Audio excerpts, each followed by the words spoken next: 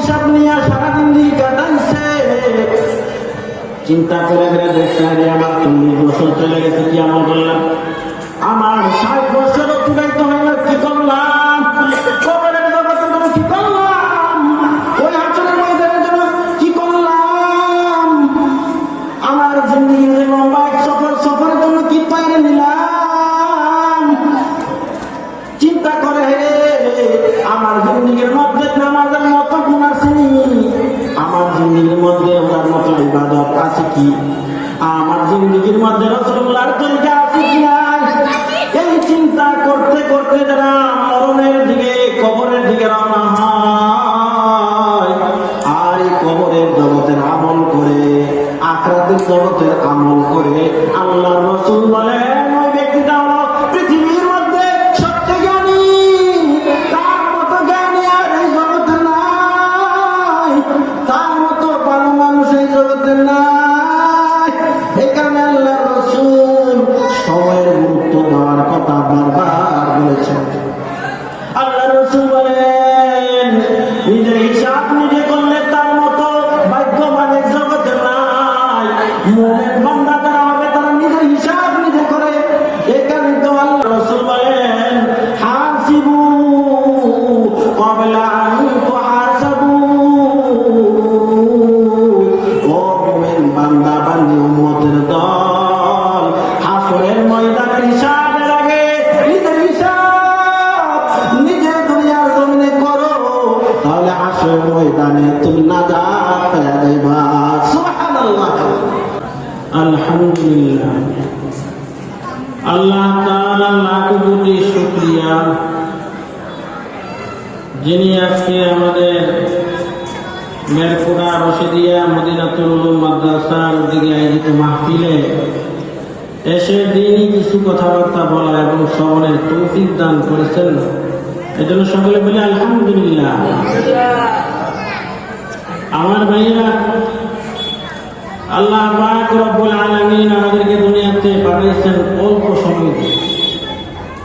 এই অল্প সময় ঈমান আমলের মাধ্যমে কাজে লাগাইয়া জান্নাত ঠিকানা বানাইয়া দুনিয়ার থেকে যাওয়ার জন্য। এই যে একটা হায়াতি জিন্দেগি আল্লাহ তাআলা আমাকে আপনাকে দান করছেন অল্প সময়। এই হায়াতি জিন্দেগি এক একটা সেকেন্ড বড় দামি।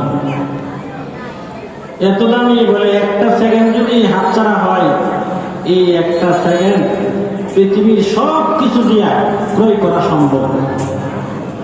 এই কারণে আল্লাহ তাআলা সময়ের গুরুত্ব বুঝাইতে গিয়া সময়ের কসম খাইছে। আল্লাহ বলেন ওয়াল আসর ইন্নাল ইনসানা লাফি খুসর। আল্লাহ রাব্বুল আলামিন কুরআনে হাকীমে ইরশাদ ফরমান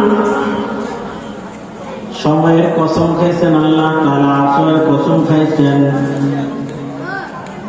আল্লাহ তাআলা। সব কথা এমনিতেই গুরুত্বপূর্ণ এবং শক্তিশালী মজবুত, কসম খাওয়ার কোনো প্রয়োজন হয় না।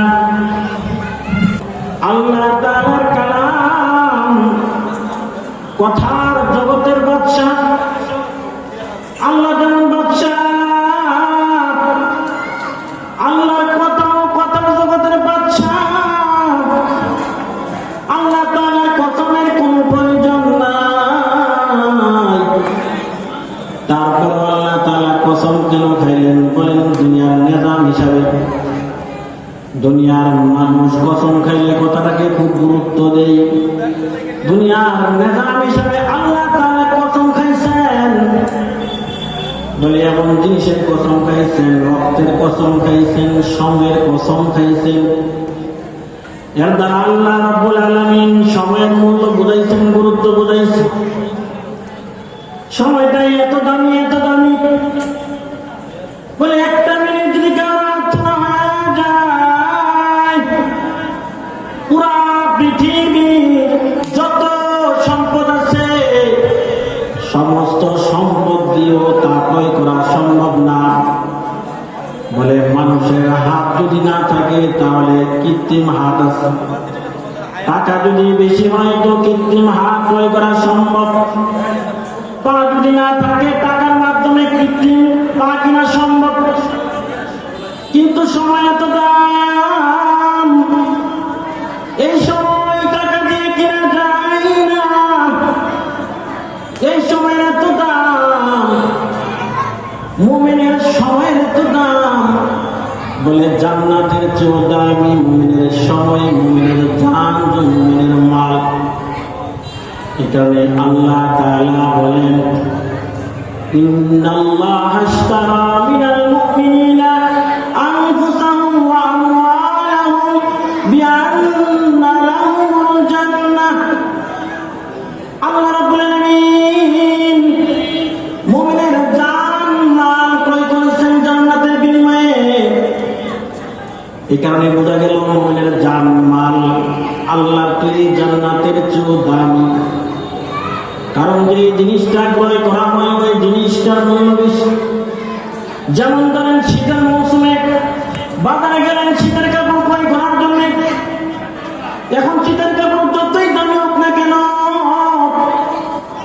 আপনার কাছে যেহেতু শীতের কাপড় প্রয়োজন, টাকা যতই লাগুক না কেন আপনি শীতের কাপড় অবশ্যই ক্রয় করবেন।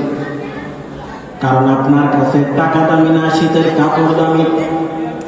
তাহলে বোঝা গেল শীতের কাপড় যেমন আপনার কাছে দামি, আর যার বিনিময়ে শীতের কাপড় ক্রয় করেছেন সেটা তার তুলনায় কম দামি।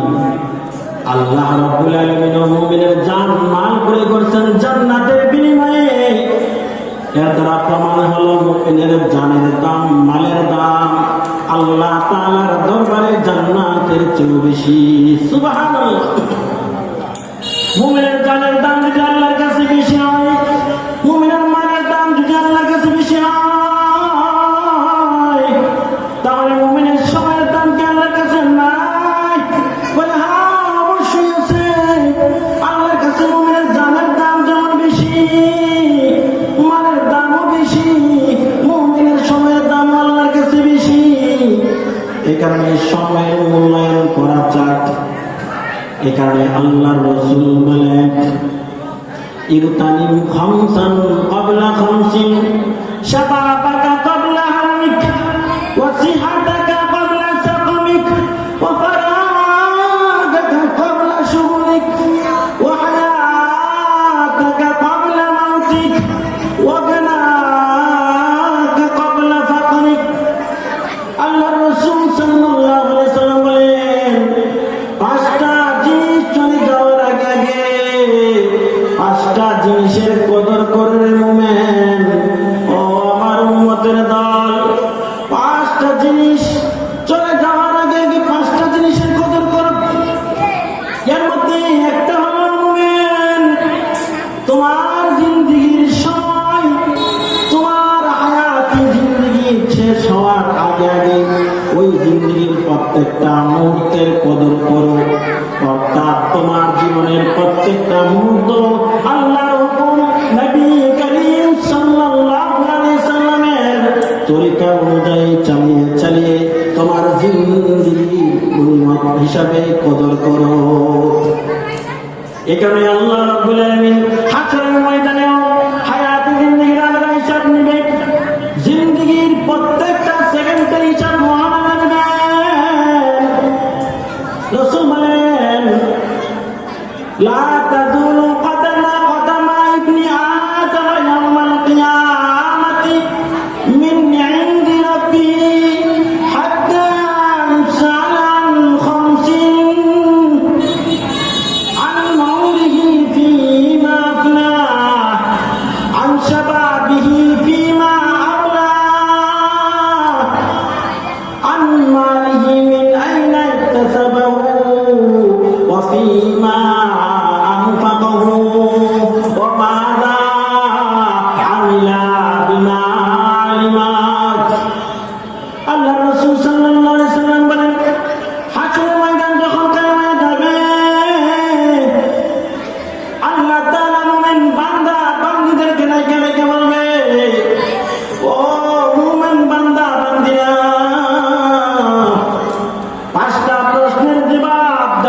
পর্যন্ত একটা কদম উঠাইতে পারবা না।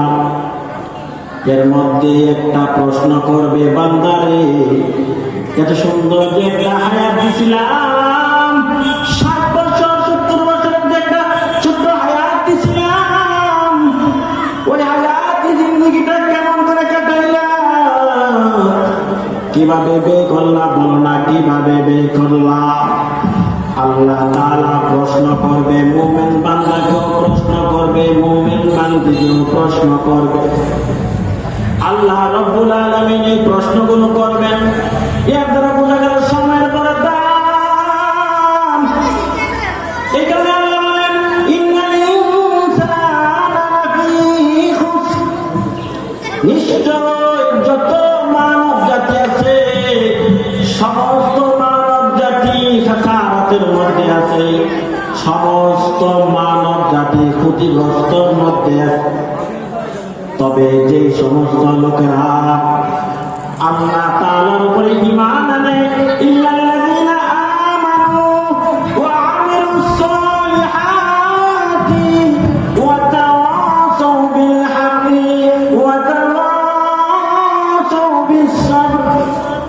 আল্লাহ বলেন, তবে চাই গুণে গুণান্বিত নারী পুরুষ ক্ষতিগ্রস্ত না, এর মধ্যে একটা গুণ হলো আল্লাহর উপরে ঈমান আনবে। যারা ঈমান আনবে, যারা নেক আমল করবে, যারা সত্যের পরামর্শ দিবে, উপদেশ দিবে, সবরের উপদেশ দিবে, সবর নিজে করবে, হকের উপরে নিজে চলবে, এই চার গুণে গুণান্বিত নারী পুরুষ ক্ষতিগ্রস্ত না, বরং তারা বড় দামি, তারা হলেন জান্নাতের মেহমান। এই কারণে আল্লাহর রাসূল বলেন, কাইসু মান দানা নাফসাহু ওয়া আমিলা লিমা বা'দাল মাউত ওয়াল আজিজু মান আত্বা নাফসাহু আলাহা ওয়া তামান্না আলাল্লাহ। আল্লাহর রাসূল সাল্লাল্লাহু আলাইহি সাল্লাম বলেন, ওই ব্যক্তি সবচেয়ে বেশি জ্ঞানী যে ব্যক্তিটা দুনিয়ার জমিনে থেকে ঈমানের সাথে আমলের সাথে চলে চলে মান দানা নাফসাহু, নিজের হিসাব নিজে করেছে, অন্যের পিছনে লাগে নাই, অন্যের দূর গুণ পিছনে নেই, নিজের গুণ খুঁজছে, সারা জীবন হিসাব লাগাইছে নিজের জীবন নিয়ে। এই হাদিসের এখানে দুই ব্যাখ্যা, একটা হলো সময়ের হিসাব, আরেকটা হলো আমলের হিসাব। নিজের সময়ের হিসাব নিয়ে সারাদিন দিয়ে কাটাইছে, চিন্তা করে করে দেখতে আমার 40 বছর চলে গেছে, কি আমল করলাম? আমার 60 বছর অতিবাহিত হইল, কি করলাম? কবরের জগতের জন্য কি করলাম? ওই হাসরের ময়দানের জন্য কি করলাম? আমার জিন্দগির যে লম্বা এক সফরের জন্য কি তৈরি নিলাম? চিন্তা করে আমার জিন্দগির মধ্যে নামাজের মতো গুণ আছে, আমার জিন্দগির মধ্যে ওটার মতো ইবাদত আছে কি, আমার জিন্দগির মধ্যে রাসূলুল্লাহর তরিকা আছে কি নাই?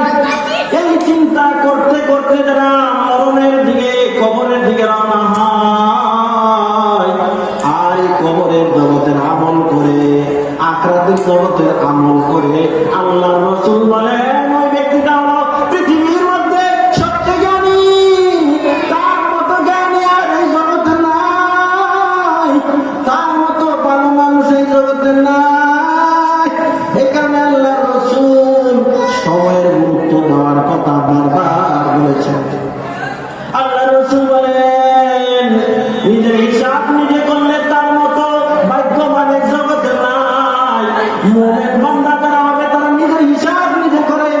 এই কারণে তো আল্লাহ বলেন, আল্লাহর রাসূল বলেন, হাসিবু ক্বাবলা আন তুহাসাবু।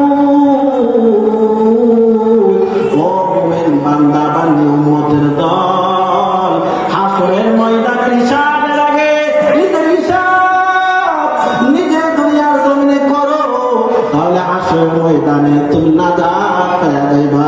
সুবহানাল্লাহ। এখানে আমার বন্ধুগণ, এই জিন্দিগির পবিত্র জিন্দিগি আল্লাহ তাআলা দান করছেন। এই জিন্দিগির মধ্যে আখিরাতের পুঁজি জমা করতে হবে।